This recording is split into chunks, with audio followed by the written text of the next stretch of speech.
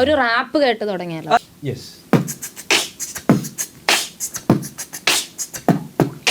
Thiruvananthapuram rap നീ കേട്ടില്ലെങ്കിൽ കോപ്പ്, ഇവിടത്തുള്ള പേള തൊട്ട അപ്പ കിട്ടും ദിവസം മൊത്തം ഫ്രീക്ക്, ഇവിടെ ബോയ്സ് എല്ലാം വാങ്ങും, ഇതുവരെ കേട്ടില്ലെങ്കിൽ ഞാൻ പറയണ കേക്ക്. എയർപോർട്ട് ഇവിടെ മസ്പളിയ, ക്യാപിറ്റൽ നോക്കളിയ, ഇതുവരെ കേട്ടില്ലെങ്കിൽ ഞാൻ പറയണ കേക്കളിയ, നമ്മളെല്ലാം മണ്ണ്, ഇത് പത്മനാഭൻ മണ്ണ്. എനിക്ക് ഈ മൂൺ വാക്കിന്റെ വിശേഷം ചോദിച്ചു തന്നെ തുടങ്ങാം. 3 months ഓഫ് ട്രെയിനിങ് ഉണ്ടായിരുന്നു, ഡാൻസിന് മാത്രമല്ല. 3.5 to be precise, 3.5 months ഉണ്ടായിരുന്നു. ഞാൻ സിനിമ ഇൻഡസ്ട്രിയിൽ കാല് വെക്കുന്നത് മൂൺ വാക്കിലാണ്. അപ്പം എൻ്റെ ആശാൻ വിനോദ് സാറാണ്. ന്യൂ ഫേസസിന്റെ ഒരു സിനിമ വരുന്നു, പ്രേക്ഷകരത് ഏത് രീതിയിൽ ഏറ്റെടുക്കും, അക്സെപ്റ്റ് ചെയ്യുന്നൊക്കെയാണ്. നമ്മൾ നമ്മളായിട്ടുള്ള രീതിയിൽ മാക്സിമം എഫേർട്ടിട്ടുണ്ട്. നമ്മൾ പ്രൂവ് ആയാലും അതിൻ്റെ ഒരു സുഖം അതിനകത്ത് ഉണ്ടാവും തന്നെ തോന്നുന്നത്. ഇപ്പോഴത്തെ എല്ലാം ഈസിയാണ്. ഇപ്പോൾ യൂട്യൂബ് ഉണ്ട്, നമുക്ക് എന്തെങ്കിലും ഇപ്പം ഫ്ലോർ മൊമെൻ്റ് ആണെങ്കിൽ എന്തെങ്കിലും പെട്ടെന്ന് ഈ ട്യൂട്ടോറിയൽസ് ഉണ്ട്, അതൊക്കെ നമുക്ക് നോക്കി പഠിക്കാം. പക്ഷെ അവരെ കാലത്ത് അവർ പറയുന്ന കാര്യങ്ങളൊക്കെ കേൾക്കുമ്പോൾ നമുക്ക് ഭയങ്കരമായിട്ട് അതിശയം തോന്നും. നമ്മൾ ജീവിക്കണ തന്നെ ഡാൻസിന് വേണ്ടിയിട്ടാണ്. ഞാനായാലും മനോജായാലും ശരിക്കും അവരുടെ സ്ട്രഗിളാണ് ഈ പടം. വെറും ഡാൻസ് എന്നല്ലാതെ അവർ ഡാൻസിനോട് എടുത്ത ആ ഒരു കമ്മിറ്റ്മെൻറ്റും ആ ഒരു സാധനം അതെങ്ങനെ അവരുടെ ലൈഫിലൂടെ അങ്ങനെ പോയി എന്നുള്ളൊരു പരിപാടിയാണ് ശരിക്കും അത്. ഹലോ നമസ്കാരം, എൻ്റെ പേര് മനോജ് മോസസ്. ഞാൻ ഇപ്പോൾ കൂടെ ഉള്ളത് മൂൺ വാക്ക് ടീമിൻ്റെ കൂടെയാണ്.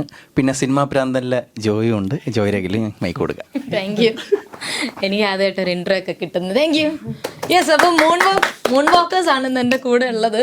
എന്തൊക്കെയുണ്ട് വിശേഷം? സന്തോഷം. എല്ലാം അടിപൊളിയായിട്ട് പോകുന്നുണ്ട്. ഇപ്പോൾ പ്രൊമോഷനൊക്കെ ആയിട്ട് ഞാൻ വന്നപ്പോൾ തൊട്ട് നിങ്ങളിവിടെ ഉണ്ട്.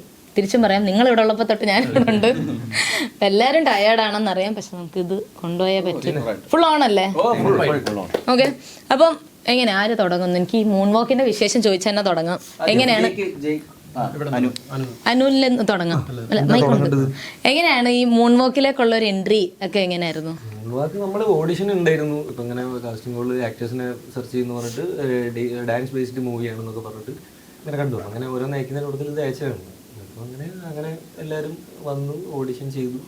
അപ്പോൾ ബേസിക്കലി ഇവർ ഡാൻസേഴ്സിനൊക്കെ തന്നെയായിരുന്നു നോക്കിക്കൊണ്ടിരിക്കുന്നത്. അപ്പം ഡാൻസേഴ്സ് അല്ലാത്തവരെയും സെലക്ട് ചെയ്യുന്നുണ്ടായിരുന്നു. പിന്നെ ട്രെയിനിങ്ങും പരിപാടികളൊക്കെ ചെയ്തിട്ട് സെറ്റാക്കാമെന്നുള്ള രീതിയിൽ. അപ്പോൾ അങ്ങനെ സെലക്റ്റായി, ദൈവാനുഗ്രഹം.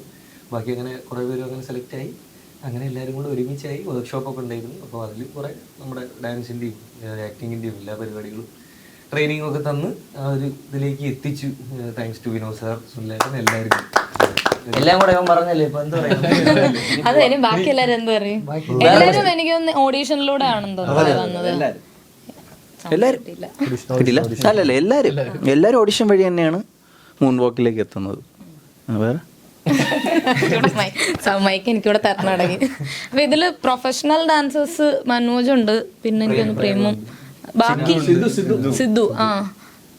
അപ്പോൾ ഡാൻസറാണ്.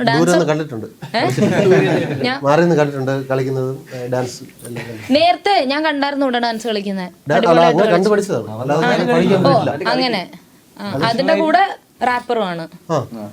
ഒരു റാപ്പ് കേട്ട് തുടങ്ങിയല്ലോ.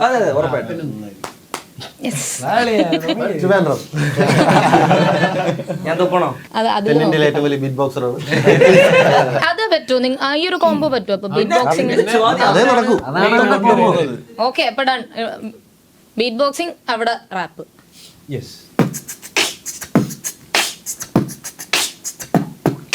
തിരുവനന്തപുരം റാപ്പ് നീ കേട്ടില്ലെങ്കിൽ കോപ്പ്, ഇവിടത്തുള്ള പേള തൊട്ട അപ്പ കിട്ടും ദിവസം മൊത്തം ഫ്രീക്ക്, ഇവിടെ ബോയ്സ് എല്ലാം വാങ്ങും, ഇതുവരെ കേട്ടില്ലെങ്കിൽ ഞാൻ പറയണ കേക്ക്.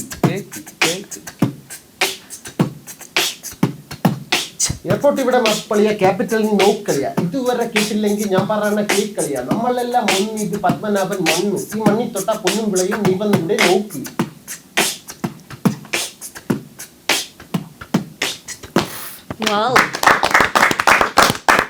എല്ലാരും ട്രിവാൻഡ്രംകാരാണോ? കോഴിക്കോട്. ബാക്കി എല്ലാം ട്രിവാൻഡ്രം. ഞാൻ നാട്ടില് കണ്ണൂരാണ്, പക്ഷെ ഞാൻ ചെന്നൈയിലാണ് ജനിച്ചോളന്നൊക്കെ തമിഴ്നാട്ടിലാണ്. ഇപ്പൊ ട്രിവാൻഡ്രമായിട്ട് ഒരു കണക്ഷൻ ഇല്ല? എനിക്ക് ട്രിവാൻഡ്രം ഭയങ്കര ക്ലോസ് ടു ഹാർട്ട് ആയിട്ടുള്ള സ്ഥലമായതുകൊണ്ട് ട്രിവാൻഡ്രം പീപ്പിൾ എനിക്ക് എപ്പോഴും ഭയങ്കര എന്റെ ഫേവറേറ്റ് ആയിട്ടുള്ള. അല്ല, കോഴിക്കോട് അങ്ങനല്ല, ട്രിവാൻഡ്രം എനിക്ക് കുറച്ചും കൂടെ. ഞാൻ പഠിച്ചതൊക്കെ ട്രിവാൻഡ്രത്തായിരുന്നു. മാറി വാനിയസ് അവിടെ നിന്നിട്ടുണ്ട് ഫ്രണ്ട് ഗേറ്റ്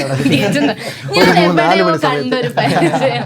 ഞങ്ങളുടെ ഹോസ്റ്റൽ അതിന്റെ അടുത്തായിരുന്നു. അവിടെ ഉണ്ടായിരുന്നു. നല്ല പേനാണ്. ഇല്ല, എങ്ങനെ അറിയാം? നിങ്ങൾ നേരത്തെ പരിചയം? പിന്നെ നമ്മൾ എത്ര വർഷത്തെ പരിചയം? എത്ര വർഷത്തെ? അങ്ങനെ പറഞ്ഞ മൂന്നോക്കോട്ടുള്ള പരിചയം അല്ലടാ. പിന്നെ ഇടയ്ക്ക് എവിടെയെങ്കിലും വെച്ചൊക്കെയാണോ റോഡിൽ വെച്ചൊക്കെ പാസ് ചെയ്തു? ഞാൻ സീരിയൽ ഫീൽഡാണ്. അപ്പോൾ ഞാൻ ചിത്രാഞ്ജലി സ്റ്റുഡിയോയിലൊക്കെ അങ്ങനെ കയറി ഇറങ്ങുമ്പോ ഞാൻ അപ്പോഴത്തേക്കും കണ്ടിട്ടുണ്ട് അങ്ങനെ. അതെ. ഓക്കെ, അപ്പം നമുക്ക് വീണ്ടും മൂൺ വോക്കിലേക്ക് തന്നെ തിരിച്ച് കൊണ്ടുവരുന്നു ഞാൻ.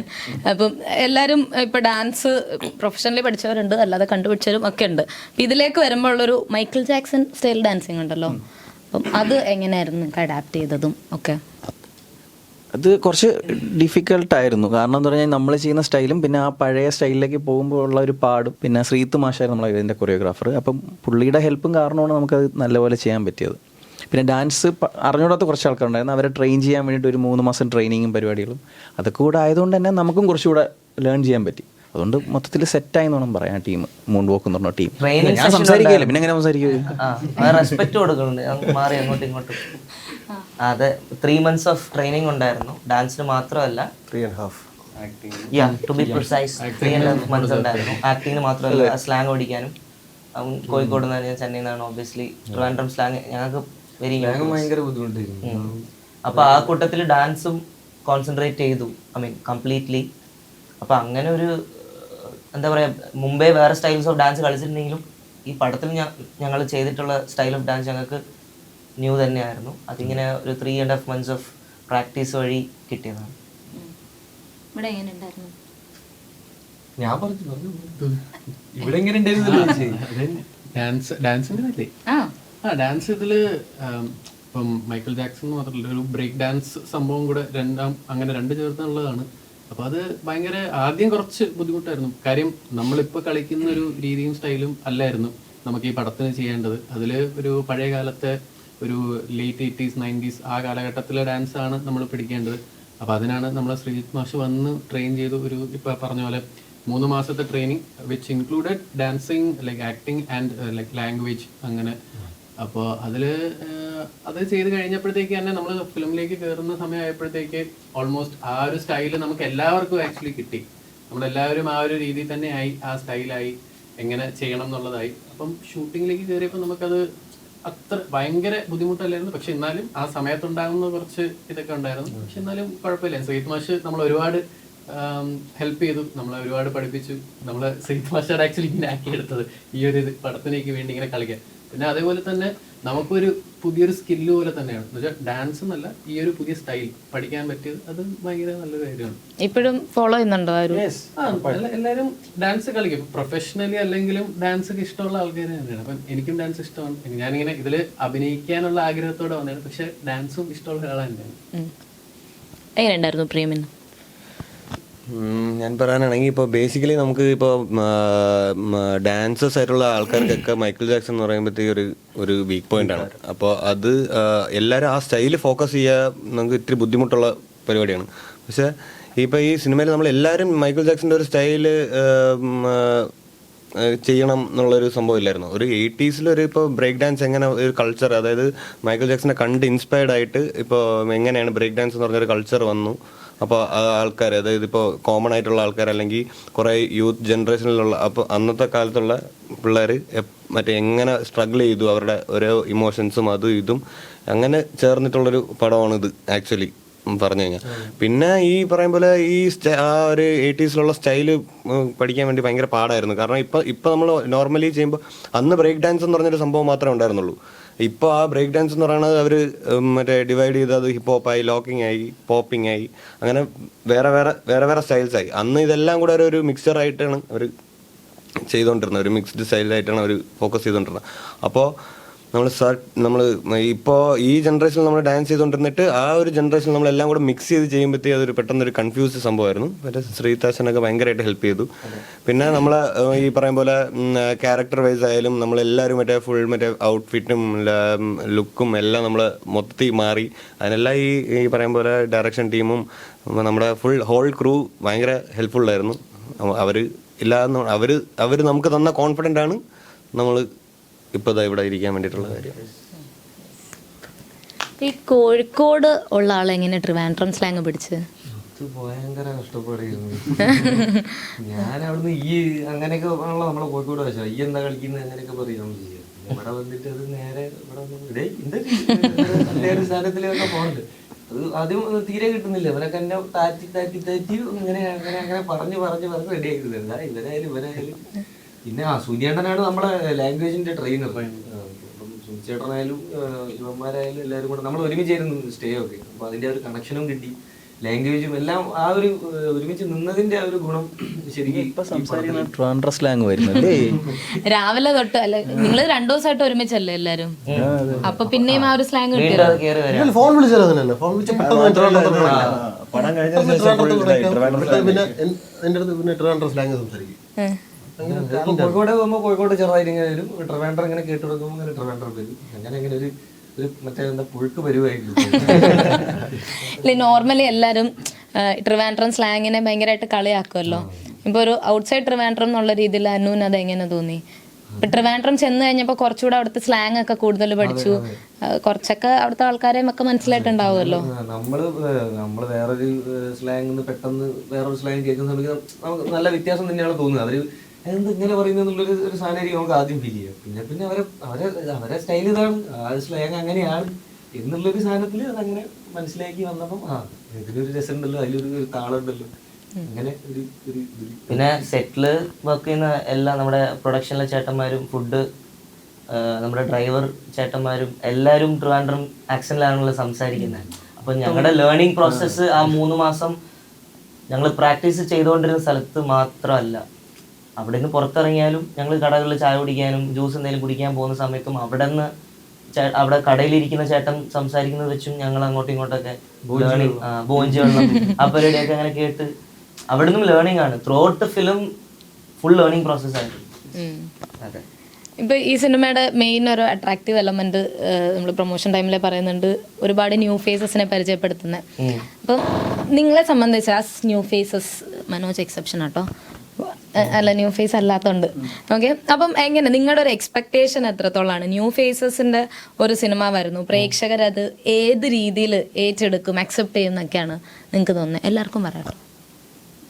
ഇല്ല, ഇപ്പം അങ്കമാലി ഡയറക്ടർ ഇറങ്ങിയ പോലെ തന്നെയാണ് ഇതും. ഒരു ന്യൂ ഫേസ് വരുന്നു, ഇത് വിജയമാക്കി എടുക്കേണ്ടത് പ്രേക്ഷകരുടെ ഉത്തരവാദിത്വമാണ്. നമ്മളെ പ്രോസസ്സും നമ്മുടെ കാര്യങ്ങളും കറക്റ്റായി ചെയ്തു എന്നുള്ളതിൽ നമ്മൾ ഭയങ്കര കോൺഫിഡൻ്റ് ആണ്. നമ്മുടെ ഇത്ര ദിവസത്തെ പ്രാക്ടീസ്, അത്രത്തോളം കഷ്ടപ്പാട്, നമ്മൾ എല്ലാ ക്രൂ ഫുള്ളാണ് ഞാൻ പറഞ്ഞത്, എല്ലാവരും ഡയറക്ഷൻ ടീമായിരുന്നാലും എല്ലാവരും അതിനായിട്ടുള്ള കുറേ കഷ്ടപ്പെട്ടിട്ടുണ്ട് ഇതിന് വേണ്ടിയിട്ട്. അപ്പോൾ ഇത് സക്സസ് ആയി എടുക്കേണ്ടത് ബാക്കി അവരുടെ കാര്യമാണ്. അപ്പോൾ അതിലെനിക്കിതിനൊന്നും പറയാനില്ല. അല്ല, നമ്മളായിട്ടുള്ള രീതിയിൽ മാക്സിമം എഫേർട്ട് ഇട്ടിട്ടുണ്ട്. നമ്മളെ ക്രൂ ആയാലും മൊത്തം അത് അതിൻ്റെ ഒരു സുഖം അതിൻ്റെ അകത്ത് ഉണ്ടാവും തന്നെ തോന്നുന്നത്. അതിൻ്റെ റിസൾട്ട് അത് നല്ല ഭംഗിയായിട്ട് ഇരുന്ന് തന്നെയാണ് ഫീൽ ചെയ്യുന്നത്. അങ്ങനെ വരട്ടെ. നമ്മളും അത് തന്നെ ഇങ്ങനെ വെയിറ്റ് ചെയ്തിരിക്കുകയാണ്. ആൾക്കാർ തിയേറ്ററിൽ വരണം, കാണണം, എന്നിട്ട് കണ്ടാൽ മാത്രമേ നമുക്കും ആ ഒരു ഇത്, നമ്മൾ അത്രയും ഒരുപാട് കഷ്ടപ്പെട്ട് നമ്മൾ ഇപ്പോൾ ഡാൻസിനാണെങ്കിലും അഭിനയിക്കാനാണെങ്കിലും എല്ലാത്തിലും ഒരുപാട് എഫേർട്ട് ഇട്ട് ചെയ്തതാണ്. അപ്പോൾ ആൾക്കാരെല്ലാവരും വന്ന് കാണണം എന്ന് തന്നെയാണ് നമ്മൾ. ഈ ചില ആൾക്കാർ പറയാറുണ്ട്, ഈ നല്ലപോലെ കഷ്ടപ്പെട്ടാൽ നിങ്ങൾ അതിനുള്ള റിസൾട്ട് കിട്ടും, അതിൽ നമ്മൾ വിശ്വസിക്കുന്നുണ്ട്. അതുകൊണ്ട് ആ ഒരു വെയിറ്റിങ്ങിലാണ്, ആ റിലീസ് ഡേറ്റ് വരെ നമ്മൾ ആ വെയിറ്റിങ്ങിലാണ്. നമ്മൾ അത്രത്തോളം കഷ്ടപ്പെട്ടിട്ടുണ്ട് എല്ലാവരും. അതുകൊണ്ട് ഒരു പ്രതീക്ഷ. ബ്യൂട്ടി കഷ്ടപ്പെട്ടത് ഞങ്ങൾ മാത്രമൊന്നല്ല, എല്ലാവരും ഫുള്ളും. അപ്പോൾ അതിൻ്റെ ഒരു റിസൾട്ട്സ് എന്തായാലും പോസിറ്റീവായി വരും എന്നാണ് ഞങ്ങളുടെ വിശ്വാസം. അതെ. പിന്നെ ഞാൻ ഇതിനു മുമ്പേ പടങ്ങൾ ചെയ്തിട്ടുണ്ട്. ടീച്ചർ എന്ന് പറഞ്ഞിട്ട് അമലപ്പോൾ മാമിൻ്റെ ഒരു പടം, വിവേക് തോമസ് ആണ് ഡയറക്ടറിൻ്റെ പേര്, അത് നെഗറ്റീവ് ഷെയ്ഡ് ചെയ്തിട്ടുണ്ട്. പ്രിയൻ സാറിൻ്റെ ഒരു പടം തമിഴിൽ, ഊർവശി ചേച്ചിയുടെ കൂടെ ഒരു പടം ചെയ്തിട്ടുണ്ട്. മീൻ ബോയ്സ് എന്നൊരു വെബ് സീരീസ് ചെയ്തിട്ടുണ്ട് തമിഴിൽ ലീഡായിട്ട്. പിന്നെ മോഡേൺ ലവ് ചെന്നൈ ഫിലിം, അങ്ങനെ കുറച്ച് ഫിലിംസൊക്കെ ചെയ്യുന്നുണ്ട്. പക്ഷേ ഈ പടം ഞാൻ കയറുമ്പോൾ ന്യൂ ഫേസ് ആണ് എനിക്ക്. എല്ലാം ഒരു പുതിയ ലേണിംഗ് തന്നെയായിരുന്നു. ഞാൻ അതിനുശേഷം ചെയ്ത പ്രോജക്ട്സിലൊക്കെ ഇവിടുന്ന് കിട്ടിയ ലേണിംഗ് കുറേ എനിക്ക് ഹെൽപ്ഫുൾ ആയിട്ടുണ്ട്. അപ്പോൾ താങ്ക്സ് ടു മൂൺ വാക്ക്. എന്റെ റിസർച്ച് കുറവ് കാരണം ഞാൻ അതുകൊണ്ട് പറഞ്ഞതല്ല, ഞാൻ മറ്റേ ആ ലേണിംഗ് പ്രോസസ്സിന്റെ കാര്യം എക്സ്പ്ലെയിൻ ചെയ്യാൻ വേണ്ടിയിട്ട് ഞാൻ അങ്ങനെ പറഞ്ഞു. അല്ല, അത് ഞാൻ പറഞ്ഞതാണ്, ഞാൻ ജസ്റ്റ് പറഞ്ഞത്. ഇതായിരുന്നു വാലിബനായിരുന്നോ ആദ്യം ഷൂട്ട് ചെയ്തത്? ഇതാണ് എൻ്റെ ആദ്യ സിനിമ, ഞാൻ സിനിമ ഇൻഡസ്ട്രിയിൽ കാല് വയ്ക്കുന്നത് മൂൺ വാക്കിലൂടെയാണ്. അപ്പോൾ എൻ്റെ ആശാൻ വിനോദ് സാറാണ്. ഇത് ലിജോ സാറിൻ്റെ അടുത്ത് എത്തുകയും അങ്ങനെ ലിജോ സാറ് കണ്ടിട്ടാണ് എൻ്റെ മലയക്കോട്ടയിലേക്ക് വിളിക്കുന്നത്. അപ്പം എൻ്റെ ആദ്യം റിലീസാവുന്ന പടം മലയക്കോട്ടെ വാലിബൻ, ഞാൻ ആദ്യം ചെയ്ത പടം മൂൺ വാക്കാണ്. എനിക്ക് ആദ്യം ചെയ്തത് അപ്പൊ എന്റെ റിസർച്ച് തെറ്റിയില്ല. അതിന് മുമ്പ് ചെയ്തിട്ടുണ്ട് ഗ്രാമവൃക്ഷത്തിലേക്ക് കുയിൽ എന്ന് പറഞ്ഞിട്ട്. കുമാരനാശാന്റെ ബയോഗ്രാഫിയാണ്, അതിൽ കുമാരനാശാന്റെ ചൈൽഡ്ഹുഡ് ക്യാരക്ടർ ഞാനാണ് ചെയ്തത്. ബയോഗ്രാഫി ചെയ്യുന്നത് ഒരു ഡിഫറെന്റ് ഫീൽ അല്ലേ? അത് കുറച്ചുകൂടെ ഐ മീൻ ഇപ്പോൾ റിസർച്ചിന്റെ കാര്യം പറഞ്ഞ പോലെ നമ്മൾ കുറച്ചുകൂടെ ക്യാരക്ടറിൽ റിസർച്ച് ചെയ്യണം. കാരണം അത്രയ്ക്കും പ്രോപ്പറായിട്ട് കമേഴ്ഷ്യൽ ഫിലിംസ് പോലെ അല്ല ഒരു ബയോഗ്രാഫി. ആർട്ട് ഫിലിംസ് നമ്മൾ ഷൂട്ട് ചെയ്യുന്ന പാറ്റേൺ അങ്ങനെയാണ്. കുറച്ചുകൂടെ എന്താ പറയുക, റെസ്പോൺസിബിൾ ആയിട്ട് നിൽക്കേണ്ട ഒരു പരിപാടി തന്നെയാണ്. ഈ ബയോഗ്രഫി പറഞ്ഞപ്പോഴാണ് ഈ സിനിമയും ആക്ച്വലി കുറച്ച് റിയൽ ആയിട്ടുള്ള ആൾക്കാരിൽ നിന്നും ഇൻസ്പയർഡ് ആയതാണല്ലോ. ഞാൻ കുറച്ച് മുന്നേ ഒരു 6 പേരായിട്ട് സംസാരിച്ചിട്ടുണ്ടായിരുന്നു. അവരുടെ കുറേ കഥകൾ കേട്ടു. അപ്പം ഈ ട്രെയിലറിൽ ആഡ് ചെയ്തിട്ടുള്ള കുറച്ച് കാര്യങ്ങളൊക്കെ വെച്ചിട്ട് പറഞ്ഞു. അതിൽ ഒരു ലൈക്ക് ബാബു എന്ന് പറയാം, ബാബു മാസ്റ്ററിന്റെ ആളുടെ ലവ് സ്റ്റോറി തുടങ്ങിയതൊക്കെ ബസ്സിൽ നിന്നായിരുന്നു. അപ്പം അങ്ങനെ ഒരു സാധനം ഇതിലുണ്ട്. അങ്ങനത്തെ കുറെ എലമെന്റ്സ് പറഞ്ഞു. അപ്പൊ നിങ്ങൾക്കൊക്കെ അറിയോ നിങ്ങൾ ഇതിൽ ആരുടെ ഒക്കെ ക്യാരക്ടേഴ്സാ ചെയ്തിട്ടുള്ളതെന്നൊക്കെ? അങ്ങനെ ഇല്ല, അങ്ങനെ അറിയില്ല. എല്ലാവരുടെയും കൂട്ടത്തിലുള്ള ഒരു സെറ്റ് ഓഫ് ആൾക്കാരിൽ നിന്ന് ഓരോ ആൾക്കാരുടെ പല പല ട്രേറ്റ്സ് ആണ് എടുത്തേക്കുന്നത്. ഇല്ല, തുടങ്ങിയപ്പോഴാണ് നമ്മൾ അറിയണം ഇങ്ങനത്തെ ഒരു ക്യാരക്ടേഴ്സ് ഒക്കെ ഇവിടെ മുന്നേ ഉണ്ടായിരുന്നു. അത് ലേറ്റർ ഓൺ ആണ് നമ്മൾ അറിയുന്നത്. ആളെ ആരെയും അറിയില്ല, അങ്ങനെ ആളുകളുണ്ട്. ഇപ്പൊ എന്താണ് ജോലി ചെയ്യുന്നതൊക്കെ പിന്നെ അറിഞ്ഞു. ഇവരുടെ സ്റ്റോറി കേട്ടപ്പോ ഒക്കെ തന്നെ എനിക്ക്, അതായത് ഇപ്പൊ ഞാനൊരു ഡാൻസർ ആയിരുന്നു. ഇപ്പൊ ചെറുതായിട്ടൊക്കെ അയ്യോ ഇപ്പൊ എനിക്ക് ചെയ്യാൻ പറ്റില്ല, ഞാൻ കുറച്ച് ഹാൻഡിക്യാപ്ഡ് ആയിട്ടിരിക്കാം.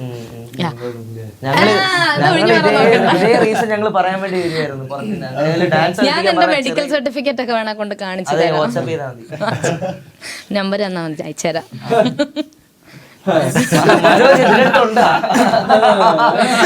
അപ്പം ഞാൻ പറഞ്ഞു വന്ന നേരത്തെ ഞാൻ അവരായിട്ടൊക്കെ സംസാരിച്ചപ്പോഴാണല്ലോ അവരുടെ ആ ഒരു ലൈഫ് സ്റ്റോറിയും അല്ലെങ്കിൽ അവരുടെ ഡാൻസിലേക്ക് വന്ന രീതിയും ഒക്കെ നോക്കുമ്പം ഇപ്പോഴത്തെ പോലല്ല. ഇപ്പം നമുക്ക് കുറച്ചും കൂടെ ഡാൻസ് പഠിക്കണമെങ്കിലോ ഒക്കെ കുറച്ചുകൂടെ ലൈക്ക് ഈസി ആയിട്ട് നമുക്ക് ആക്സസ് ചെയ്യാനായിട്ട് പറ്റും. അന്നത്തെ കാലത്ത് അവരൊരു CD-ക്ക് വേണ്ടിയിട്ട് അല്ലെ ഒരു വീഡിയോയ്ക്ക് വേണ്ടിയിട്ടൊക്കെ ഒരുപാട് നാൾ വെയിറ്റ് ചെയ്തിട്ടൊക്കെ ഇരിക്കുന്നുണ്ടായിരുന്നു. എനിക്കൊന്ന് സിനിമയിലും അങ്ങനത്തെ കുറച്ച് എലമെന്റ്സ് ഉണ്ടാവും. അവരുടെ തന്നെയാണല്ലോ എല്ലാ പരിപാടികളും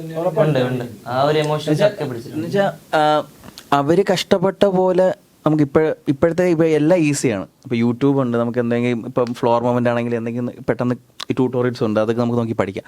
പക്ഷെ അവരെ കാലത്ത് അവർ പറയുന്ന കാര്യങ്ങളൊക്കെ കേൾക്കുമ്പോൾ നമുക്ക് ഭയങ്കരമായിട്ട് അതിശയം തോന്നും.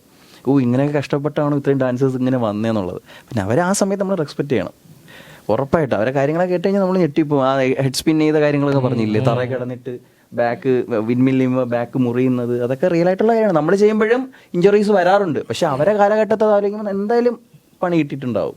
അതുകൊണ്ട് അവരെ റെസ്പെക്ട് ചെയ്യണം എന്തായാലും. ശരിക്കും അവരുടെ സ്ട്രഗിളാണ് ഈ പടം. വെറും ഡാൻസ് എന്നല്ലാതെ അവര് ഡാൻസിനോട് എടുത്ത ആ ഒരു കമ്മിറ്റ്മെന്റും ആ ഒരു സാധനം അതെങ്ങനെ അവരുടെ ലൈഫിലൂടെ അങ്ങനെ പോയി എന്നുള്ളൊരു പരിപാടിയാണ് ശരിക്കും പറഞ്ഞത്. ആ ഒരു കാലഘട്ടവും അതിന്റെ ആ ഒരു യങ്സ്റ്റേഴ്സിന്റെ ആ ഒരു സ്ട്രഗിളും അത് ശരിക്കും ഒന്നും മിണ്ടുന്നില്ല. ഈ നോർമലി ഇപ്പൊ ഡാൻസേഴ്സ് എന്ന് പറയുമ്പോൾ തന്നെ ആൾക്കാർക്ക് ഒരു ഇമേജ് ഉണ്ട്. അതായത് ഇപ്പോഴത്തെ ടൈമിലായാലും ആൾക്കാർ എല്ലാവരും അവര് ജസ്റ്റ് ചുമ്മാ ഉഴപ്പാൻ വേണ്ടിയിട്ടാണ് ഡാൻസ് കളിക്കുന്നത്, അല്ലെങ്കിൽ അവർ ഈ പറഞ്ഞ പോലെ ഇപ്പോൾ നമ്മൾ സീനിയേഴ്സിനെ കണ്ടപ്പോഴത്തേ അവർ പറഞ്ഞ പോലെ തന്നെ ഇവർ വെള്ളം അടിക്കാൻ വേണ്ടിയിട്ടാണ് അല്ലെങ്കിൽ ഗഞ്ചാണ് അതിനാണ് ഡാൻസ് കളിക്കുന്നത് എന്നുള്ളൊരു തോട്ട് ഇപ്പോഴും ഉണ്ട്. പക്ഷെ ഇപ്പോൾ ഇത്രയും ഇത് എന്താണ് ഫിംഗർ ടിപ്സിൽ നമുക്ക് എല്ലാ കാര്യം കിട്ടുമ്പോഴും ആൾക്കാരുടെ തോട്ട് ഇതുവരെയായിട്ട് മാറിയിട്ടില്ല. അപ്പൊ മീൻസ് ആ ഒരു ടൈമിൽ അവർ എന്തുമാത്രം കേട്ടിട്ടുണ്ടാവും എന്ന് നമുക്ക് ജസ്റ്റ് ഗസ് ചെയ്യാൻ വേണ്ടി പറ്റും. അപ്പൊ അത് ഫുൾ അവർ ഓവർകം ചെയ്ത് അവരിങ്ങനെ ഒരു കൾച്ചർ അവർ ഇൻട്രൊഡ്യൂസ് ചെയ്യുക എന്ന് പറഞ്ഞത് അതൊരു വലിയൊരു ബുദ്ധിമുട്ടുള്ള ഒരു കാര്യമായിരുന്നു. അതിപ്പോൾ തലമുറകളായിട്ട് വന്ന് ഇപ്പോൾ നമ്മളിൽ വന്ന് വേറെ ആയിട്ട് പുതിയ സാധനങ്ങൾ വന്നിട്ടുണ്ടെങ്കിലും ആൾക്കാരുടെ കാഴ്ചപ്പാടിന് ഇപ്പോഴും ഒരു മാറ്റമില്ല. അത് എന്തായാലും ഈ പടം കാണുമ്പോഴത്തേക്കെങ്കിലും അങ്ങനെ അല്ല ഇങ്ങനെ. എനിക്ക് അങ്ങനെ സാധനം കിട്ടിയിട്ടുണ്ട്. എൻ്റെ വീട്ടിൽ ഞാനിതുപോലെ ഡാൻസ് കണ്ടിട്ട് ചേട്ടൻ പഠിക്കാൻ പോയിട്ടുണ്ട്. അവൻ ഇതൊക്കെ പഠിച്ചിട്ട് അവനാണ് എനിക്ക് പറഞ്ഞത്. അപ്പം ഞാനിത് കണ്ടിട്ട് ഞാൻ അമ്മയുടെ അടുത്ത് ഇതുപോലെ ഡാൻസ് പഠിക്കാൻ പോകണം എന്ന് പറഞ്ഞു. അത് പെണ്ണനായി പോവും, നീ പെണ്ണനായി പോവും ഡാൻസ് പഠിച്ചാൽ. അപ്പം ഞാൻ പെണ്ണനായി പോകും, ഞാൻ ആദ്യമായിട്ടാണ് അപ്പോൾ വാ കേൾക്കുന്നത് പെണ്ണനായി പോകുന്നു. അത് അവരൊക്കെ ചിന്തിക്കണം അങ്ങനത്തെ ഒരു ഇതിലാണ്. അതെ അതെ. എല്ലാ ആൾക്കാരും ചുമ്മാ ഒരു മിസ്കമ്മ്യൂണിക്കേഷന്റെ പേരിൽ ആൾക്കാർ അങ്ങോട്ടും ഇങ്ങോട്ടും അവർ പറയണുണ്ട്. അപ്പൊ ഇപ്പൊ ആൾക്കാർ വെളിയിൽ നിന്ന് ഇപ്പൊ നോക്കുമ്പോഴത്തേക്ക് ഡാൻസ് എന്ന് പറയുമ്പോഴത്തേ ഓക്കെ ജസ്റ്റ് അവർക്ക് ഇത് അവർ ചില്ല് ചെയ്യാൻ വേണ്ടിയിട്ട് അല്ലെങ്കിൽ ഫ്രണ്ട്സിൻ്റെ കൂടെ കറങ്ങാൻ വേണ്ടിയിട്ട് അല്ലെങ്കിൽ ഇങ്ങനെ ഇപ്പം എന്തെങ്കിലും പരിപാടി കാണിക്കാൻ വേണ്ടിയിട്ടാണ്. പക്ഷെ അതൊരു ആർട്ട് ഫോം ആയിട്ട് അല്ലെങ്കിൽ അതിന് എത്ര സ്ട്രഗിൾസ് ഉണ്ടെന്നുള്ള കാര്യം ആൾക്കാർ ചിന്തിക്കുന്നില്ല. അത് എന്താ പറയുക, ഇപ്പോൾ ഞാനിപ്പോൾ ഒരു 10-12 വർഷമായിട്ട് ഞാൻ ഡാൻസ് ചെയ്യുകയാണ്. അപ്പോൾ എനിക്കറിയാം എന്തുമാത്രം ആയിരുന്നു ആദ്യം സ്റ്റാർട്ടിങ്ങിൽ. എൻ്റെ വീട്ടിലൊക്കെ തന്നെ ഇപ്പോൾ റീസെൻ്റ്ലി ഇപ്പോൾ ഒരു 3-4 വർഷത്തിനകത്തായിരിക്കും അവർ തന്നെ ഓക്കെ ഇത്രയും സ്ട്രഗിൾ ഉണ്ടായിരുന്നല്ലേ, അതായത് ഇപ്പം ഒരു കൊറിയോഗ്രാഫി ചെയ്യണമെന്നുണ്ടെങ്കിൽ ഇത്രയും സ്ട്രഗിൾ ഉണ്ടല്ലേ എന്നൊക്കെ അവർ തിരിച്ചറിയണത് തന്നെ അപ്പോൾ ഇപ്പോൾ ഇത്രയും റീസെൻ്റ്ലിയാണ്. അപ്പോൾ ഒരു മറ്റേ മുടക്ക് പറഞ്ഞിട്ടില്ല, തടസ്സം നിന്നിട്ടില്ല, ഓക്കെ ശരി നിനക്ക് എന്താണ് തോന്നണം നീ ചെയ്തോ, അങ്ങനത്തെ സംഭവം തന്നെയാണ്. പക്ഷെ നമ്മുടെ നോർമൽ പബ്ലിക് അവരടുത്ത് കമ്മ്യൂണിക്കേറ്റ് ചെയ്യുന്ന രീതിയും ഈ രീതിയിലായിരിക്കും. അപ്പോൾ നോർമലി ഏത് ഫാമിലി മെമ്പേഴ്സ് ആയാലും അങ്ങനെ എൻ്റെ മക്കളും അതേപോലെ വഴിതെറ്റി പോവോ, നമ്മൾ അങ്ങനെയല്ല. നമ്മൾ ശരിക്കും നമ്മുടെ ഒരു പ്രൊഫഷൻ എന്താ പറയുക, നമ്മൾ ജീവിക്കണ തന്നെ ഡാൻസിന് വേണ്ടിയിട്ടാണ്. ഞാനായാലും മനോജ് ആയാലും ഇവിടെ ഇപ്പോൾ ഇവർ പ്രൊഫഷണൽസ് അല്ല, മീൻസ് നമുക്ക് അവന് സ്റ്റുഡിയോ ഉണ്ട്, നമുക്ക് സ്റ്റുഡിയോ ഉണ്ട്. അപ്പോൾ നമ്മൾ ആ ഒരു സ്ട്രഗിൾ എന്താണെന്നുള്ള കാര്യം നമുക്കറിയാം. അതുകൊണ്ട് തന്നെയാണ് ഈ സിനിമയിൽ നമുക്ക് കാണുമ്പോൾ തന്നെ ഈ ഇപ്പോഴത്തെ സ്ട്രഗിൾ ഈ പറയും പോലെ എല്ലാ കാര്യങ്ങളും നമുക്ക് നോക്കി പഠിക്കാൻ വേണ്ടി പറ്റുന്നുണ്ട്, അത് ചെയ്യാൻ വേണ്ടി പറ്റുന്നുണ്ട്, എല്ലാം നമുക്ക് ചെയ്യാൻ വേണ്ടി പറ്റുന്നുണ്ട്. എന്നാലും ഇതിലും കുറെ കാറ്റഗറി ആൾക്കാർ വേറെ രീതിയിൽ പോകുന്ന ആൾക്കാരുണ്ട്. പക്ഷെ എല്ലാവരും ഒരു രീതിയിൽ ജഡ്ജ് ചെയ്യുമ്പോഴത്തേക്ക് നമ്മളെ അല്ല പണ്ടത്തെ ഒരു സൗഹൃദവും ഇപ്പം ഇവരെ ഈ മൂൺവാക്കിലെ പഴയകാല ആൾക്കാരെ സൗഹൃദം പോലെ അല്ല ഇപ്പോഴത്തെ കുറേ ഡിഫറെൻ്റ് ആണ്. ഈഗോ പ്രശ്നങ്ങൾ ഭയങ്കരമായിട്ടുള്ള പ്രശ്നങ്ങളുണ്ട്. ഇപ്പം ഞാനൊരു കൊറിയോഗ്രാഫറാണ്. ഇപ്പം എൻ്റെ അടുത്തൊരു സ്റ്റൈൽ പഠിക്കാൻ ഒരാൾ വന്നു കഴിഞ്ഞാൽ എനിക്ക് ആ സ്റ്റൈൽ അറിഞ്ഞുകൂടെങ്കിൽ ഞാൻ അത് ഷെയർ ചെയ്ത് കൊടുക്കണം അവന്. പ്രേമം എന്ന് പറഞ്ഞൊരാളുണ്ട്, നിങ്ങൾ അവിടെ പോയി പഠിക്കൂ എന്ന് പറഞ്ഞ് ഷെയർ ചെയ്ത് കൊടുത്താൽ ആ ചെക്കൻ ചിലപ്പോൾ നോളജ് കിട്ടി ചിലപ്പോൾ രക്ഷപ്പെട്ടു പോവാം. അവൻ്റെ അടുത്ത് എന്തിനും ഞാൻ വിടണം, ഞാൻ പഠിപ്പിച്ചാൽ പോരെ എന്ന് തിങ്ക് ചെയ്യുന്നിടത്താണ് നമുക്ക് ഈ പ്രശ്നം പറഞ്ഞത്. അവൻ അറിയാന്നുള്ള കാര്യം അവൻ ചെയ്യല്ലേ, അപ്പോൾ അവനടുത്ത് അങ്ങ് ഷെയർ ചെയ്ത് തുടങ്ങും. അങ്ങനത്തെ കുറച്ച് കാര്യങ്ങൾ ഇപ്പം ഞാൻ കണ്ടതിൽ കുറവാണെന്ന് തോന്നിയിട്ടുണ്ട് എനിക്ക്. പഴയ കാലം ആകുമ്പോഴത്തേക്ക് അത്ര ഒത്തൊരുമയും അവരുടെ ഒരുമിച്ച് ഫുഡ് കഴിക്കുന്ന ഒരുമിച്ച് പ്രാക്ടീസ് ചെയ്യുന്ന ആ മാഷെ നിങ്ങൾ ചെയ്യും എന്നുള്ള ആ ഒരു സപ്പോർട്ടില്ലേ, ആ സപ്പോർട്ട് ചില സ്ഥലങ്ങളിൽ എനിക്ക് കുറവായിട്ട് തോന്നിയിട്ടുണ്ട് ഇപ്പോഴും. ഇപ്പം ഈ ഡാൻസ് പ്രൊഫഷനായിട്ട് ചൂസ് ചെയ്യുമ്പോൾ തന്നെ ഇപ്പം സ്വന്തമായിട്ട് ഇപ്പം നിങ്ങൾക്ക് സ്റ്റുഡിയോ ഉണ്ട്. ഇപ്പം നോർമലി ഞാൻ കേട്ടിട്ടുള്ളതാണ്, കണ്ടുവരുന്നതാണ്, നമ്മൾ ഡാൻസ് പ്രൊഫഷനായിട്ട് ചൂസ് ചെയ്ത് വരുമ്പം പലരും ചോദിക്കുന്നൊരു ചോദ്യം, ശരിക്കും എന്താ ചെയ്യുന്നത്, ലൈക്ക് പലർക്കും അത് നമ്മൾ കരിയറായിട്ട് ചൂസ് ചെയ്തു എന്ന് അക്സെപ്റ്റ് ചെയ്യാനുള്ളൊരു ബുദ്ധിമുട്ട്, അങ്ങനത്തെ ചോദ്യങ്ങൾ കേൾക്കേണ്ടി വന്നിട്ടുണ്ടോ? ഉറപ്പായിട്ടും. കാരണം ഡാൻസ് നമ്മൾ ചൂസ് ചെയ്ത് അതിൻ്റെ ഇടയ്ക്ക് വേറെ എന്തെങ്കിലും സ്റ്റഡീസും കൂടെ നോക്കണം. എൻ്റെ ഒരു അഭിപ്രായത്തിൽ, എൻ്റെ ഒരു എക്സ്പീരിയൻസിൽ ഞാൻ പറഞ്ഞതാണ്.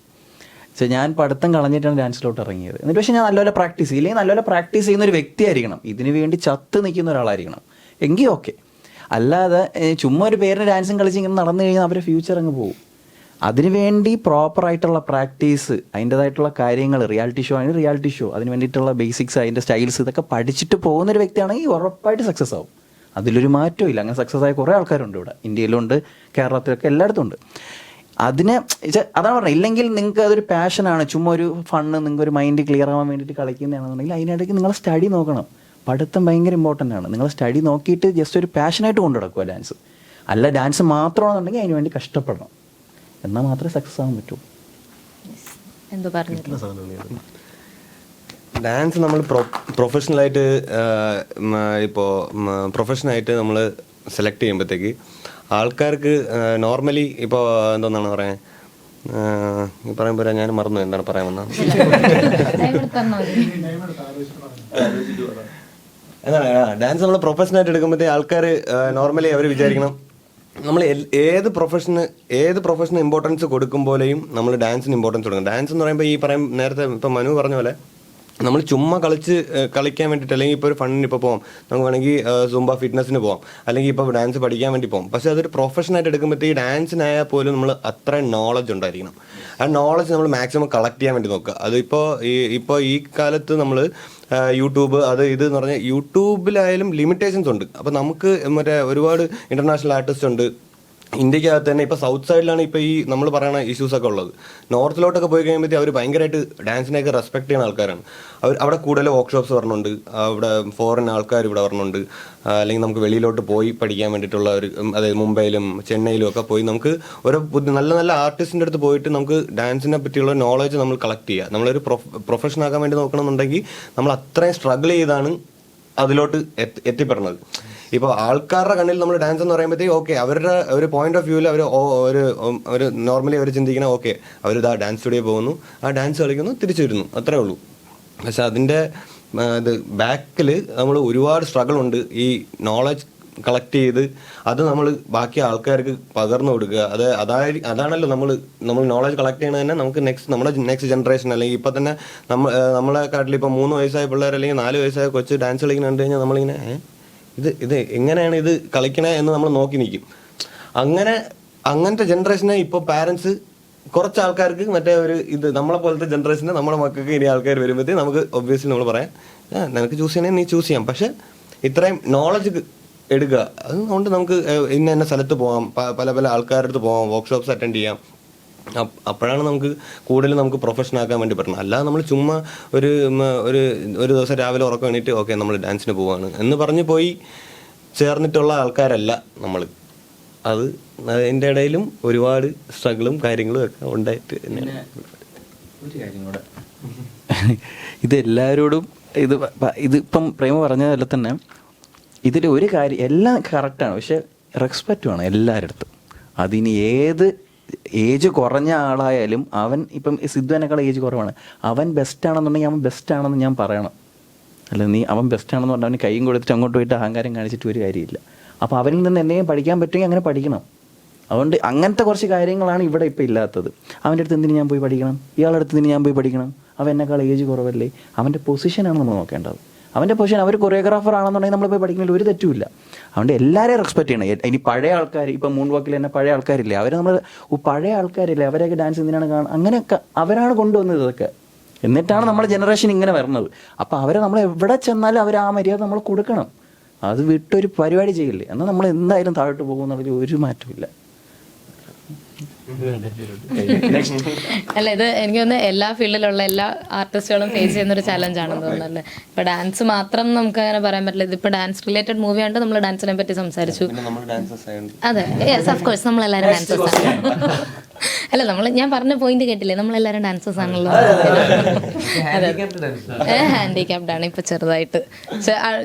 സിനിമ റിലീസായി കഴിയുമ്പോഴത്തേക്ക് ശരിയാകും. ആഫ്റ്റർ റിലീസ് നമ്മളൊരു ഇന്റർവ്യൂ ചെയ്യും ഇപ്പൊ എനിക്ക് വാക്ക് തരണം, അപ്പൊ ഞാൻ ഡാൻസ് കളിക്കും. അപ്പം റിലീസ് ആവുന്നു, എന്താ പറയാനുള്ളത് പ്രേക്ഷകരോട്? എല്ലാവരും പോയി സിനിമ കാണുക, എൻജോയ് ചെയ്യുക. എല്ലാവർക്കും ഇഷ്ടപ്പെടുമെന്നുള്ള വിശ്വാസത്തിൽ നമ്മൾ വരുന്നു.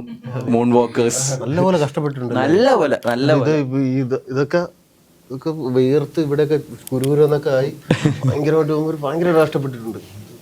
കണ്ടാലേ മനസ്സിലാവും. എല്ലാരും പോയി വൈകുന്നേരം വരെ അല്ല, ഒരേ എനർജിയിൽ രാവിലെ തൊട്ട് വൈകുന്നേരം വരെ ഒരേ എനർജിയിൽ ഇങ്ങനെ കളിച്ചുകൊണ്ടിരിക്കുകയാണ്. അത് ഞാൻ ഇങ്ങനെ പറയാനാ, അത് കണ്ടാലേ മനസ്സിലാവും. അത്രയ്ക്ക് പ്രശ്നം. അല്ല, പറയുന്നത് സത്യമാണ്. കാരണം ഇത് 1-2 ടേക്സ് അല്ലല്ലോ. ഒരു പെർഫോമൻസ് നമ്മൾ ഷൂട്ട് ചെയ്യുന്നുണ്ടെങ്കിൽ പല ആംഗിൾസും തെറ്റിക്കും. ഞാൻ തെറ്റിക്കും, ചിലത് മനോജ് തെറ്റിക്കും. അധികം തെറ്റിക്കാറില്ല, എന്നാലും അന്നത് 1-2 തവണക്ക് അവൻ തെറ്റിക്കും.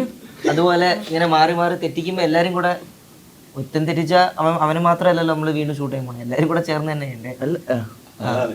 അപ്പൊ നമ്മള് അപ്പൊ അങ്ങനെ നമ്മള് കൊറേ എഫേർട്ട് ഇട്ടിട്ടുണ്ട്. എന്തായാലും അത് ആൾക്കാർക്ക് കാണുമ്പോൾ മനസ്സിലാവും. അല്ല, നമ്മൾ ന്യൂ ഫേസസ് ആണ്, അപ്പൊ ചെറിയ തെറ്റുകുറ്റങ്ങളൊക്കെ ക്ഷമിച്ച് സിനിമ കാണുക, അതൊക്കെ എന്തായാലും ഉണ്ടാവും. നിങ്ങൾ എല്ലാരും ഇതിൽ ആക്ച്വലി ഫ്രണ്ട്സ് ആയിട്ടല്ലേ വരുന്നത്? ഞാനും പ്രേമും ഫ്രണ്ടാണ്. സിനിമയില്ല, എല്ലാവരും ഫ്രണ്ട്സ് ആണ്. നമ്മളെല്ലാം ഒരു ടീമാണ്.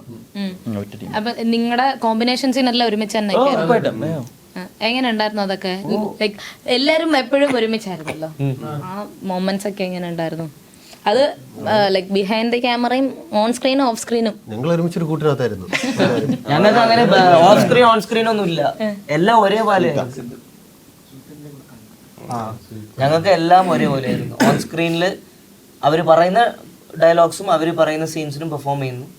ഓഫ് സ്ക്രീനിൽ ഡയലോഗ്സ് ഇല്ലാതെ ഞങ്ങൾ നാച്ചുറലായിട്ട് എന്തോ പരിപാടി അതങ്ങനെ ചെയ്യുന്നു. അത്രേ ഉള്ളൂ. ലൈക്ക് വലിയ ഡിഫറൻസ് ഒന്നും തോന്നിയിട്ടില്ല. അതെ എനിക്ക് തോന്നിയത് അതാണ്. നമ്മൾ ഓഫ് സ്ക്രീനിലായാലും ഓൺ സ്ക്രീനിലായാലും നമ്മൾ ഒരേപോലെ ആയിരുന്നു. കാരണം എന്ന് പറഞ്ഞു കഴിഞ്ഞാൽ ഇപ്പോൾ 3 മാസം നമ്മൾ എല്ലാവരും ഒരുമിച്ചായിരുന്നു. ഒരു വീട്ടിൽ ഒരു അപ്പാർട്ട്മെന്റിൽ ഒരു സ്ഥലത്ത് എവിടെ പോവുകയാണെങ്കിലും ഒരുമിച്ച്. ഇപ്പൊ ജിമ്മിൽ പോവുകയാണെങ്കിൽ ഒരുമിച്ച്, ഇപ്പൊ സ്വിമ്മിങ്ങിന് പോവുകയാണെങ്കിൽ ഒരുമിച്ച്, എവിടെ പോയാലും നമ്മൾ ഒരുമിച്ച്. ഈ ഓഫ് സ്ക്രീൻ ഓൺ സ്ക്രീൻ എന്ന് പറഞ്ഞൊരു സംഭവം ഇല്ലായിരുന്നു. നമ്മൾ എല്ലാ ടൈമിലും നമ്മൾ ഒരുമിച്ച് തന്നെയായിരുന്നു. എവിടെ പോകണമെങ്കിലും നമ്മുടെ കൂടെ ഇനി ഒരാളും കൂടെ ഉണ്ട്. ഒരു അരുൺ എന്ന് പറഞ്ഞൊരു ക്യാരക്ടർ ചെയ്ത് സുജിത്ത് എന്ന് പറഞ്ഞ ചില സാഹചര്യങ്ങൾ വരാൻ വേണ്ടി പറ്റിയിട്ടില്ല. അപ്പോൾ നമ്മൾ ഇത്രയും പേരാണ് നമ്മൾ എപ്പോഴും ഒരുമിച്ചുണ്ടായിരുന്നത്. ഇനി ഇതിന്റെ കൂടെ ഇനിയിപ്പോ അരുൺ എന്ന് പറഞ്ഞ് അല്ലാതെ ശരിക്കും റിയൽ ലൈഫിൽ അരുൺ എന്ന് പറഞ്ഞ പേരുള്ളത് ആളുണ്ട്. അല്ലാതെ നമ്മുടെ ലാംഗ്വേജ് ട്രെയിനർ ആയിട്ടുള്ള സുനി അണ്ണൻ, എല്ലാവരും നമ്മൾ ഇത്രയും പേരും നമ്മളൊരു 10 പേര് എപ്പോഴും ഒരുമിച്ചായിരുന്നു. ഒരുമിച്ചെന്ന് പറഞ്ഞു കഴിഞ്ഞാൽ ഫുൾ ടൈം ഒരുമിച്ച്. ഷൂട്ട് കഴിഞ്ഞ് പാക്കപ്പ് പറഞ്ഞവരെ എല്ലാവരും ഒരുമിച്ചായിരുന്നു. അപ്പോൾ അതിൻ്റേതായിട്ടുള്ള ബോണ്ടിങ് എല്ലാവർക്കും ഉണ്ടായിരുന്നു. ആ ഒരു അങ്ങനെ ഉള്ളതുകൊണ്ട് തന്നെ നമുക്ക് ഓൺ സ്ക്രീനിൽ വരുമ്പോഴും നമുക്ക് പ്രസൻറ്റ് ചെയ്യാനും നമുക്ക് തമ്മിൽ വരാനും നമുക്ക് അങ്ങനെ ഒരു മടിയില്ലായിരുന്നു. പിന്നെ ഇതിലെല്ലാത്തിലും ഉപരി എന്ന് പറയുന്നത് നമുക്ക് ഈ പറയും പോലെ പുതിയ സിനിമയായിട്ട് നമ്മൾ പുതുമുഖങ്ങളായതുകൊണ്ടുള്ള ടെൻഷനുണ്ട്. പക്ഷേ ഈ ഡയറക്ഷൻ സൈഡിൽ നിന്ന് ഈ ഡയറക്ടറിൻ്റെ പേഷ്യൻസും നമ്മളിലോട്ടുള്ള ട്രസ്റ്റും അതാണ് നമ്മുടെ കോൺഫിഡൻസ് മൊത്തം. നമുക്കിപ്പോഴും ഇപ്പോൾ നേരത്തെ ചോദിച്ചാൽ നമുക്ക് ടെൻഷൻ ഉണ്ടോയെന്ന് ചോദിച്ചു. ഇപ്പോൾ പുതിയ ടെൻഷൻ ഉറപ്പായിട്ടും ഉണ്ട്. പക്ഷെ അവർ നമുക്ക് തന്ന ട്രസ്റ്റ് അല്ലെങ്കിൽ അവർ നമ്മളിലുള്ള കോൺഫിഡൻസ് ആണ് നമുക്ക് ഇപ്പോൾ ഉള്ള പേടിയില്ലായ്മ. പക്ഷെ എന്തായാലും ഇത് ഇനി എല്ലാ ഓഡിയൻസിൻ്റെ കയ്യിലാണ്. നമ്മുടെ മാക്സിമം നമ്മൾ ചെയ്തിട്ടുണ്ട് എന്നാണ് വിശ്വസിക്കുന്നത്. ഇനി അവർ കണ്ടിട്ട് അഭിപ്രായം പറയട്ടെ. ഈ ഷൂട്ടിംഗ് ടൈമിൽ എന്തെങ്കിലും എക്സ്പീരിയൻസ് പറയിക്കാൻ വേണ്ടി ഞാൻ ചോദിക്കുന്നതല്ല, പക്ഷെ എന്തെങ്കിലും രസകരമായ എക്സ്പീരിയൻസസ് ഉണ്ടായിരുന്നോ? പറഞ്ഞു കൊടുക്കടാ മനോജ്. അത് പറയണോ? അത് രസകരം തന്നെയല്ലേ. വേണ്ട പറയണ്ട.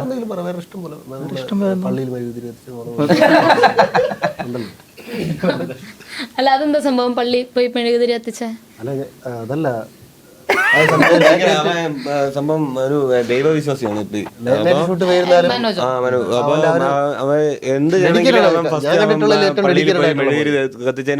കത്തിച്ചിട്ട് മാത്രമേ ബാക്കി പരിപാടി അവൻ ചെയ്യാറുള്ളൂ. എല്ലാ ദിവസവും രാത്രി പോകാറുണ്ട്. ഷൂട്ട് കഴിഞ്ഞിട്ട് പള്ളിയിൽ വെട്ടേട് പള്ളിയിൽ പോയി മെഴുകുതിരി കത്തിച്ചിട്ടാണ് പള്ളി വരാറുള്ളത്. അത് ഞാൻ നമ്മൾ പ്രാക്ടീസ് ചെയ്യുന്നുണ്ടല്ലോ, അപ്പൊ അതിൻ്റെതായിട്ടുള്ള പ്രാക്ടീസ് കിട്ടാനുള്ള ശക്തി കിട്ടാൻ വേണ്ടിയിട്ടാണ് പോയി മെഴുകുതിരി കത്തിക്കണം. അതുകൊണ്ട് അത് ഓരോരുത്തരുടെ വിശ്വാസമാണ്. ഞാനും വാങ്ങിച്ചു കൊടുക്കുമായിരുന്നു മെഴുകുതിരി അവന് കത്തിക്കാൻ. റിസൾട്ട് കിട്ടാൻ വേണ്ടിയിട്ടാണ്. അവന്റെ വിശ്വാസം അത്ര ഇല്ലാത്തതുകൊണ്ട് അവന് ഞാൻ പറയുന്നത് കത്തിക്കാൻ. വിശ്വാസം എപ്പോഴും നല്ലതാണല്ലോ. എനിക്കുണ്ട്. അതെ, ഇല്ല ഞാൻ ചോദിച്ചതിന്റെ പക്ഷെ പറഞ്ഞില്ല. എക്സ്പീരിയൻസ് ഷൂട്ടിംഗ് ടൈമില് ഇത് ഇപ്പൊ പറയുകയാണെങ്കിൽ ഷൂട്ടിംഗ് ടൈമിൽ ഇപ്പൊ നമ്മൾ ഷൂട്ട് നൈറ്റിൽ ഒരു ദിവസം ഷൂട്ട് നടന്നുകൊണ്ടിരുന്നപ്പോഴത്തേക്ക് ഇങ്ങനെ കുറച്ച് അവിടുത്തെ ലോക്കൽസുമായിട്ട് കുറച്ച് ഇഷ്യൂസ് ഉണ്ടായിട്ടുണ്ടായിരുന്നു. അപ്പോൾ അതാണ് ഇപ്പോൾ ഈ പറയും പോലെ ഒരു ഭയങ്കരമായിട്ട് ഉണ്ടായ ഒരു ഇൻസിഡന്റ് എന്ന് പറയാൻ വേണ്ടി പറ്റും. കാരണം ഷൂട്ട് നടന്നുകൊണ്ടിരുന്ന സമയത്ത് ഫുൾ ഇത് കാരണല്ലേ ഷൂട്ട് നടന്നുകൊണ്ടിരിക്കുന്ന സമയത്തായിരുന്നു ഇവര് ഇപ്പോൾ ഒരു ഇത്തിരി അതായത് ക്രൂവിൽ നിന്ന് കുറച്ച് ദൂരോട്ട് പോയിട്ട് അവിടെ നിന്ന് അവർ പറഞ്ഞ ഒരു ഷോട്ട് ബൈക്കിൽ പറഞ്ഞ ഒരു ഷോട്ട് എടുക്കാനാണ് പോയത്. അപ്പോൾ മൊത്തത്തിൽ ക്രൂവിൽ നിന്ന് വിട്ട് നമ്മൾ ആരൊക്കെ ഉണ്ടായിരുന്നു ഒരു കിലോമീറ്റർ അപ്പുറത്ത് പോയി. അപ്പോൾ അവിടെ കുറച്ച് ലോക്കൽസ് ഉണ്ടായിരുന്നു. അവരെന്തുകൊണ്ട് പ്രൊവോക്കായി എന്നുള്ള കാര്യം അറിയില്ല. അങ്ങനെ കുറച്ച് പേര് പ്രൊവോക്കായി. അങ്ങനെ നമ്മൾ ആർക്കും അടിയൊക്കെ കിട്ടി. നമ്മൾ അന്ന് ഷൂട്ടൊക്കെ ബ്രേക്ക് ചെയ്യേണ്ടി വന്നു. അങ്ങനത്തെ കുറച്ച് ഇൻസിഡൻസ് നമ്മൾ ആ കോസ്റ്റ്യൂമിലായിരുന്നല്ലോ. അപ്പൊ ഇത്രയും ലെങ്ത് ഉള്ളതുകൊണ്ട് അവരൊക്കെ ക്യാമറ ഡിപ്പാർട്ട്മെന്റ് ഒക്കെ അവിടെ നിൽക്കുകയാണ്. ഇവിടെ നിന്ന് വാക്കി ടോക്കിൽ ആക്ഷൻ പറഞ്ഞാലേ നമുക്ക് ഇവിടെ നിന്ന് മൂവ് ഓൺ ചെയ്യാൻ പറ്റുമോ. അപ്പം അങ്ങനെ നിന്നപ്പോഴത്തേക്ക് ഇവർ വന്നപ്പോഴത്തേക്ക് നമ്മളൊരു പുതിയ ആൾക്കാരല്ലേ. അത് ബാക്കിൽ മുടിയും പഴയകാല ഡ്രസ്സും സൈക്കിളൊക്കെ കണ്ടപ്പോഴത്തേക്ക് അവർക്ക് ഓട്ടോമാറ്റിക്കലി ഇത് ഇവിടെ ഉള്ള ഒരാൾക്കാരല്ലല്ലോ എന്നുള്ളത് തോന്നി. അങ്ങനെ വന്ന സംസാരമായപ്പോഴത്തേക്കും ചെറിയ കലവിലായപ്പോഴത്തേക്ക് തന്നെ ഞാൻ ഓടി. അടി തുടങ്ങിയത് ഞാനും ഓടി, വേറെ ആരൊക്കെ ഓടിയടാ, സിദ്ധു ഓടി, പിന്നെ സിബി ഉള്ളത്. എൻ്റെ ബാക്കിൽ ഒരു നിഴലോല ഒരാൾ വരുന്നുണ്ടായിരുന്നു, എനിക്ക് അറിഞ്ഞൂടാ. പക്ഷെ ഫുൾ ഇരുട്ട്. നേരെ ഓടിയെത്തി എല്ലാവരെയും വിളിച്ചുകൊണ്ട് വന്ന് നേരെ പോയി കാമായിട്ട് സംസാരിച്ചു. പിന്നെ പോലീസ് വന്ന് പിന്നെ അപ്പോഴത്തേക്കും ഇപ്പം നീ ഷൂട്ട് ചെയ്യണ്ട, ഇനി ഈ പ്രശ്നം സോൾവ് ആവട്ടെ എന്ന് പറഞ്ഞ് നമ്മൾ റൂമിലേക്ക് പോയി പിറ്റേ ദിവസം ഷൂട്ട് ചെയ്തു. പിന്നെ വേറെ പ്രശ്നമൊന്നും ഉണ്ടായിട്ടില്ല. പക്ഷെ അടി അവനെ ഒരു ചെറിയൊരു അടി കിട്ടിയിട്ടുണ്ട്, അവൻ തിരിച്ചു കൊടുത്തു എന്നാണ് നമ്മളെ വിശ്വാസം. എന്നാണ് പറയപ്പെടുന്നത്. അല്ല, കിട്ടിയ ഉടനെ തന്നെ അവൻ തിരിച്ചു കൊടുത്ത്. പക്ഷെ അത് ഫണ്ണായിട്ട് പോയി, അത് അറിഞ്ഞൂടാതെ. ഈ സമയത്ത് നമുക്ക് ചെങ്കണ്ണ് വന്നിട്ടുണ്ട്. ഇവന് ചെങ്കണ്ണ് വന്നു. 3 മാസം ട്രെയിനിങ് കഴിഞ്ഞിട്ട് 2 ദിവസത്തിൽ ഷൂട്ട് സ്റ്റാർട്ട് ചെയ്യാൻ പോവാണ്. 3 മാസത്തെ വെയിറ്റ് ഹാർഡ് വർക്ക് കഴിഞ്ഞിട്ട് ഒരു ദിവസം രാത്രി ഒരുത്തന് ആദ്യം ചെങ്കണ്ണ് വന്നായിരുന്നു. ആർക്കാ? നിനക്ക് ചെങ്കണ്ണ് വന്നിട്ട് ഇവര് പോയിട്ട് ഒരാഴ്ച വീട്ടിൽ നിന്നിട്ട് വന്നാണ് റെസ്റ്റ് എടുക്കാൻ വേണ്ടി. തിരിച്ചു വന്നപ്പോ ഞാനൊരു ഇത്രയും മിസ്സിംഗ് ആയതുകൊണ്ട് പോയി തിരിച്ചു വന്ന സമയത്ത് അല്ലല്ലോ, നിനക്ക് തിരിച്ചു വന്ന സമയത്ത് നമ്മളടുത്ത് ഓൾറെഡി പറഞ്ഞായിരുന്നു എല്ലാവരും ഒന്ന് സൂക്ഷിക്കണം, ഷൂട്ട് തുടങ്ങുകയാണ്. അപ്പം ഷൂട്ട് തുടങ്ങി കഴിഞ്ഞിട്ട് എന്തെങ്കിലും ആർക്കെങ്കിലും പറ്റി കഴിഞ്ഞാൽ അത് ബുദ്ധിമുട്ടാവും എന്ന് പറഞ്ഞായിരുന്നു. ഇവൻ കേറി വന്ന ഉടനെ തന്നെ ഒരാൾ മാത്രം ചാടി കണ്ണാന്ന് പറഞ്ഞ് കെട്ടിപ്പിടിച്ച് രാത്രി ഉറങ്ങി. പിറ്റേ ദിവസം ഷൂട്ടാണ്. പിറ്റേ ദിവസം അതിനപ്പുറത്ത് 2 ദിവസം രാവിലെ എന്തോ ഒരു ചെറിയൊരു ഇറിറ്റേഷൻ. രാവിലെ ഞാൻ റെസ്റ്റ് റൂം വാഷ്റൂമിൽ പോകാൻ വേണ്ടി ഇങ്ങനെ എണീച്ച് കണ്ണാടി പോയി നോക്കും, ഒരു കണ്ണിങ്ങനെ. ഞാൻ അവിടെ ആരെ വിളിച്ച്, അനുചേട്ടൻ ആരെ വിളിച്ച്, എത്ര 3 o'clock 4 o'clock സംതിങ് രാവിലെ, വെളുപ്പിനെ 4 മണിക്ക് എന്തോ. പിന്നെ എന്നെ ഹോസ്പിറ്റലിൽ കൊണ്ടുപോയി. 1.5 ഷൂട്ട് പോയിട്ടില്ല. എന്നെ കുറഞ്ഞ് ഞാൻ അവിടുന്ന് ഇവര് താമസിക്കുന്ന ഫ്ലാറ്റിൽ നിന്ന് ഒരു 10-12 കിലോമീറ്റർ അപ്പുറത്ത് ഏതൊരു ഹോട്ടലിൽ ഒരു മുറി എടുത്ത് തന്നു. ഫുഡൊക്കെ വച്ചിട്ട് പോകുന്ന കാണണം. ഞാൻ വിൻഡോ വഴി കാണുമായിരുന്നു. മറ്റേ കോവിഡ് സമയത്ത് ഇങ്ങനെ വെച്ചിട്ട് പോയി. പക്ഷെ എന്നെ കാണാൻ ഒരാൾ വന്നു ഇടയ്ക്ക്. എന്റെ അണ്ണൻ വന്നു.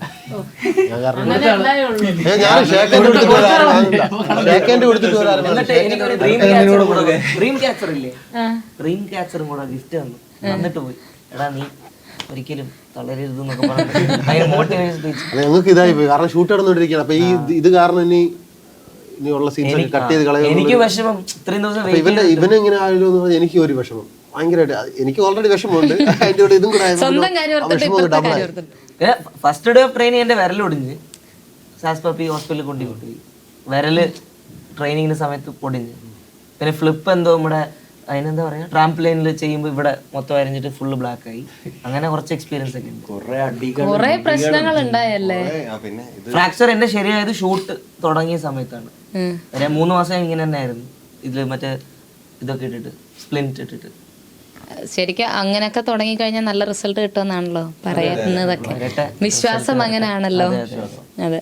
ഞാൻ ഒരു ക്വസ്റ്റ്യനും കൂടെ, നിങ്ങളൊക്കെ ഈ സിനിമയിൽ ഇപ്പൊ ഹൈലൈറ്റ് ചെയ്തിരിക്കുന്ന ഡയലോഗ് വേവ് അടിക്കാൻ അറിയുമെന്ന്.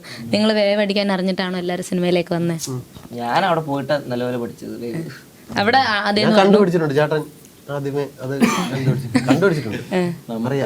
അറിയായിരുന്നു, പ്രേമനും എനിക്കൊക്കെ അറിയായിരുന്നു. ഇവിടെ എല്ലാം പഠിക്കും രണ്ടുപേരും അത്യാവശ്യം. പിന്നെ ഇവിടത്തെ ഈ ഒരു സ്റ്റൈലൊക്കെ ഇവിടെ ഒന്ന് പിടിച്ചു. നമുക്ക് ക്രൂവിൽ അനുചേട്ടൻ അവരൊക്കെ സഹായിച്ചുകൊണ്ട് നമുക്ക് വേവടിക്കാൻ നമുക്കൊന്ന് വേവടിച്ചും കൂടെ കാണാം. EP ആണ്, പക്ഷെ ഞങ്ങളുടെ ഫുൾ സപ്പോർട്ട് സിസ്റ്റം.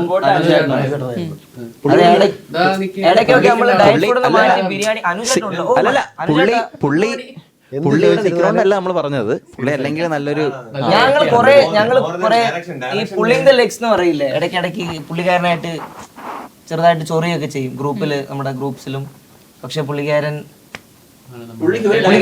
എനിക്ക് ഏറ്റവും ഇഷ്ടപ്പെട്ട ഒരു ഡയലോഗ് മാത്രം അറിയാവൂ, വരും മോനെ വരും.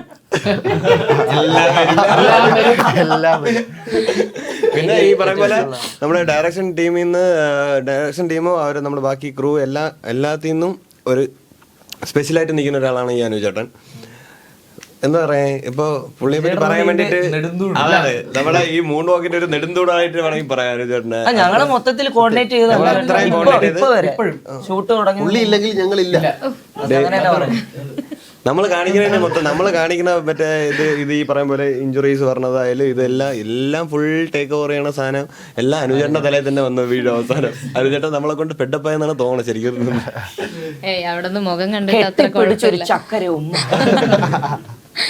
Yes, അപ്പം എനിക്ക് ശരിക്കും നിങ്ങളുടെയൊക്കെ കൂടെ ഒരു ഡാൻസ് ഒക്കെ ചെയ്യണം എന്നുണ്ട്. ഇപ്പോഴത്തെ സിറ്റുവേഷൻ അല്ല ചെറിയ രീതിയിലുള്ള എന്തെങ്കിലും. എനിക്ക് വേവടിക്കാൻ അറിയില്ല. ഓക്കെ ഓക്കെ ഓക്കെ സിദ്ധു പഠിപ്പിക്കണോ? വേണ്ട, മനോജ് പഠിപ്പിച്ചാ മതി. ജോ സോറി, ഞാൻ പെട്ടെന്ന് എന്താ ഇതാണ് ഗേൾസ്.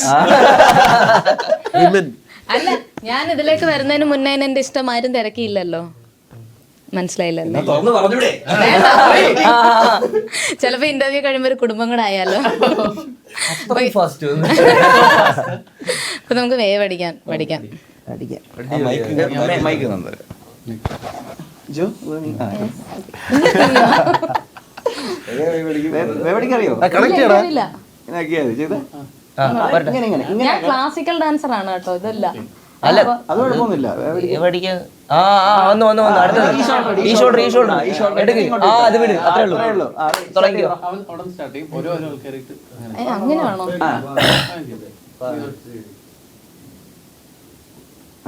ജോ ചെയ്തുള്ളൂ. എനിക്ക് ഒരുമിച്ചാണ് ഒരുമിച്ചല്ല ചെയ്യേണ്ടത്, അവൻ ചെയ്യുന്ന ശേഷം ഞാൻ ചെയ്ത് ഇങ്ങോട്ട് തരും, ഇവിടെ വരും. അപ്പൊ ജോ എന്നെ ഫോളോ ചെയ്തൊന്ന് പഠിക്കട്ടെ. ഞാൻ ഇങ്ങനെ ചെയ്തിട്ട് ഇവിടെ ഇങ്ങനെ വരുമ്പോ ജോ ചെയ്താൽ മതി. ഒന്നുകൂടെ ഒരു വട്ടം കൂടെ ഒന്ന് ഒരുമിച്ച് പഠിപ്പിച്ചാണ്. ഓക്കെ ഓക്കെ 1 2 3 4 അത്രേ ഉള്ളൂ. Okay one more.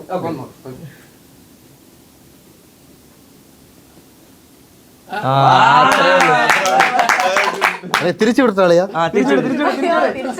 തിരിച്ചുവിടാ. അതന്നെ സെയിം. ലെഫ്റ്റ് ഹാൻഡ് ചെയ്താൽ മതി. ലെഫ്റ്റ് ഹാൻഡ് ചെയ്താ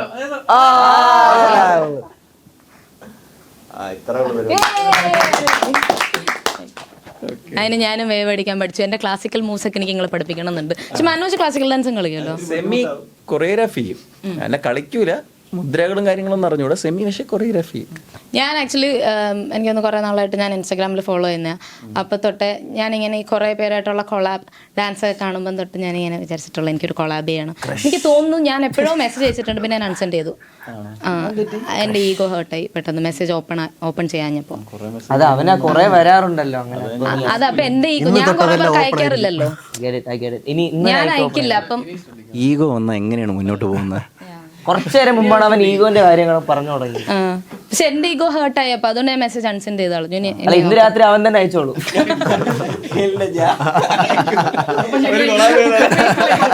ജോനൊരു കൊളാബിന് താല്പര്യം ഉണ്ടോ എന്ന് ചോദിക്കാം. ഓക്കെ, അപ്പൊ അയച്ചു കഴിഞ്ഞാൽ കൊളാബ് ഇപ്പോഴും ചെയ്യാൻ താല്പര്യം ഉണ്ടെന്നാണ് പറഞ്ഞു വന്നത്. ഓക്കെ, അപ്പം നമുക്ക് എന്തായാലും ഞാൻ ഇതോടെ നിർത്തുന്നില്ല, ഒരു ഡാൻസും കൂടെ കളിപ്പിച്ചിട്ടേ വിടത്തുള്ളൂ. അത് ഹാൻഡിക്യാപ്റ്റാണ് ഞങ്ങളും. ചെറിയൊരു കാലിനൊക്കെ ഉളുക്കി ആണല്ലേ, കുഴപ്പമില്ല, സാരമില്ല. ജോന് വേണ്ടി ഞാൻ ചെയ്യും. അപ്പം നമുക്ക് നിന്നോണ്ട് ഒരു ഡാൻസ് കൂടെ കഴിഞ്ഞിട്ട് ഞാൻ അവസാനിപ്പിക്കാം. അപ്പം team moon workers, thank you so much. അപ്പൊ സിനിമ വലിയൊരു വിജയമാവട്ടെ എന്ന് ഞാൻ ആശംസിക്കുന്നു. എല്ലാവിധ ആശംസകളും. എല്ലാവരുടെയും ഫസ്റ്റ് അരങ്ങേറ്റ സിനിമ അടിപൊളിയാവട്ടെ. അപ്പൊ നമുക്ക് തിയേറ്ററിൽ വെച്ച് കാണാം. Okay, thank you. 5 6 7 8 boom chak boom chak boom boom boom chak boom chak boom chak boom chak boom chak boom boom boom chak boom boom boom chak boom chak boom chak boom